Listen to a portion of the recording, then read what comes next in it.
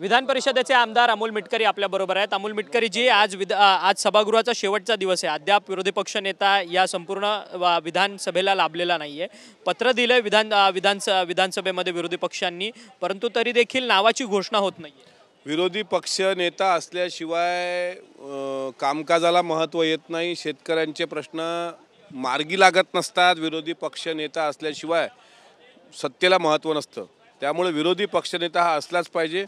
जोपर्यंत विरोधी पक्षनेता नसेल तोपर्यंत सत्ता स्वैराचारी होती, असं डॉक्टर बाबासाहेब आंबेडकरांनी म्हटलेलं आहे। लोकशाही जिवंत ठेवण्याकरता विरोधी पक्षाची निवड झालीच पाहिजे आणि आजचा शेवटचा दिवस आहे।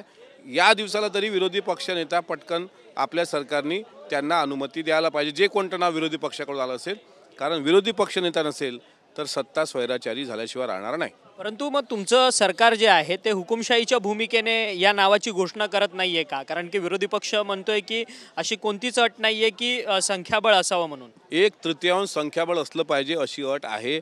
आता विरोधी पक्ष म्हणते तसं पत्र दिलं पाहिजे, पण सरकार विरोधी पक्षनेता द्यायला सकारात्मक आहे ना। त्या महाविकास आघाडीमध्येच नावावर एक वाक्यता होत नाही आहे। कोणी भास्करराव जाधवांचं नाव देत आहे, कोणी म्हणतं वडेट्टीवार साहेब झाले पाहिजे। तुम्ही एकदाच ठरवून घ्या ना कोणाला द्यायचं आहे ते। त्याच्यानंतर 1/3 मेजॉरिटी असली पाहिजे का, तर असली पाहिजे, पण विरोधी पक्षनेतासुद्धा असणं महत्त्वाचं आहे। म्हणून सरकार काही हुकुमशाही आहे असं म्हणता येणार नाही। मी जे सांगतोय की संविधान निर्मात्यांनी जी भीती व्यक्त केली होती की विरोधी पक्षनेता नसेल तर सत्ता स्वैराचारी बनते, आपची सत्ता स्वैराचारी बनू नये याकरता अंकुश ठेवायला विरोधी पक्षनेता लागतो आणि तो असला पाहिजे।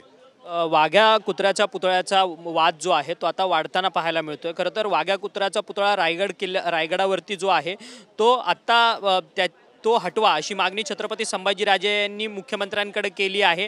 आणि दुसरीकडे धनगर समाज वाघ्या कुत्र्याच्या पुतळ्याच्या संदर्भात संरक्षकांच्या भूमिकेमध्ये आलेला आहे। त्यांचं म्हणणं आहे की हा पुतळा हटवला गेला नाही पाहिजे, जर पुतळा हटत असेल तर आम्ही कोर्टात जाऊ, असं लक्ष्मण हाके म्हणतात। मग असं आहे की पहिल्यांदा त्या वाघ्या शिल्पाचा अभ्यास प्रत्येकाने केला पाहिजे आणि त्याला ते वाघ्या शिल्प नेमकं कधी आलं, कधी बसवलं, कशा प्रकारे त्या ठिकाणी उभं केलं गेलं याची शहानिशा झाली पाहिजे। आता वाघ्या कुत्रा आता औरंगजेब शांत झालाय कुठं, तर आता परत वाघ्या कुत्रा आलाय। आता हे महाराष्ट्राच्या समोरचे हे प्रश्न नाही आहेत। महाराष्ट्राच्या समोरचे प्रश्न फार वेगळे आहेत। बेरोजगारीचे प्रश्न आहेत, स्त्री सुरक्षेचे प्रश्न आहेत। आता अशा पद्धतीनं बोलून मला असं वाटते महाराष्ट्राचे प्रश्न मिटणार नाहीत। छत्रपती संभाजी महाराज हे स्वतः अत्यंत जागरूक असतात, ते स्वतः इतिहासप्रेमी आहेत, पण वाघ्या कुत्रा हे प्रश्न आता महाराष्ट्राच्या समोरचा नाही। तुर्तास तरी त्यांनी हा प्रश्न थांबवला पाहिजे। राहुल सोलापूरकरवर अजून देखील गुन्हा दाखल नाहीये। प्रशांत कोरटकरला अटक होते, त्याला कोर्टात देखील नेलं जातं, परंतु राहुल सोलापूरकर अजून मोकाट आहे। डॉक्टर बाबासाहेब आंबेडकरांवरती त्यांनी टीका केली, छत्रपती शिवाजी महाराजांवरती छत्रपती शिवाजी महाराजांच्या शौर्यावरती प्रश्नचिन्ह निर्माण केलं। सोलापूरकरवर आतापर्यंत FIR व्हायला पाहिजे होता, दुर्दैवानं तो झाला नाही। त्याला लपवल्या गेलं, त्याला पाठीशी घातलं गेलं। ते कोणी पाठीशी घातलं हे मी काही सांगणार नाही, पण सोलापूरकर अशा प्रकारे मोकाट सुटणं हे मला असं वाटते महाराष्ट्राचं यापेक्षा दुर्दैव असू शकत नाही। छत्रपती संभाजी महाराजांच्या विरोधातली जी पुस्तकं आहेत, ज्यामध्ये लिखाण झालेलं आहेत, नाटकं असतील, ती सगळी बंद व्हावी या सगळ्या संदर्भात तुम्ही सातत्यानं आंदोलनं केलेली होती।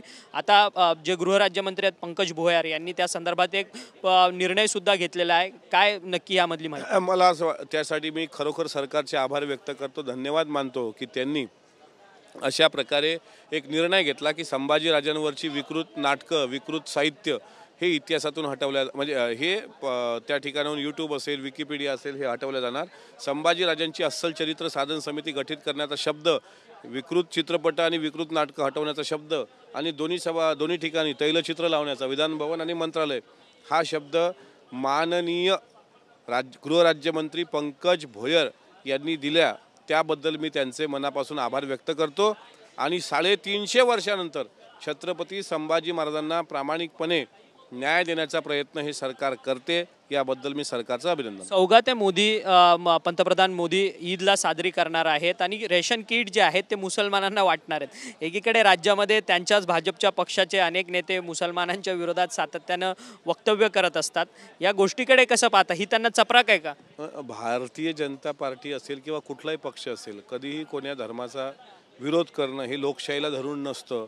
आणि मुसलमानांचा ते जर एवढा तिरस्कारच त्यांच्या पक्षामध्ये असता वरच्या पातळीवर, काय मोदीजी शेवटी वैचारिक प्रगल्भ असलेले नेते आहेत.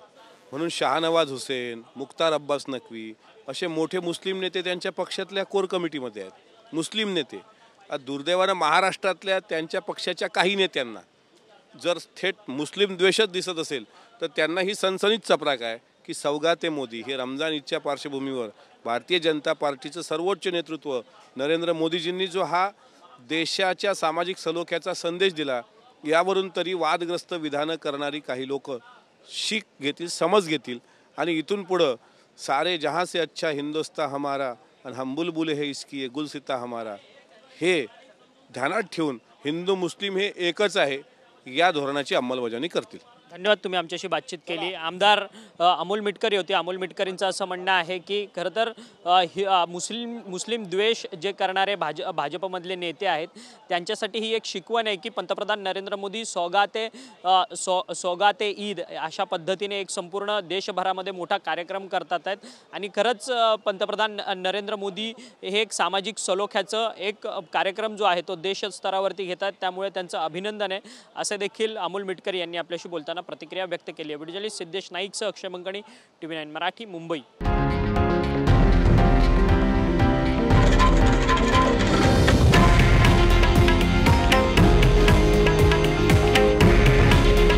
हे आहे देशातील नंबर 1 न्यूज नेटवर्क आणि आपण पाहत आहात TV9 मराठी.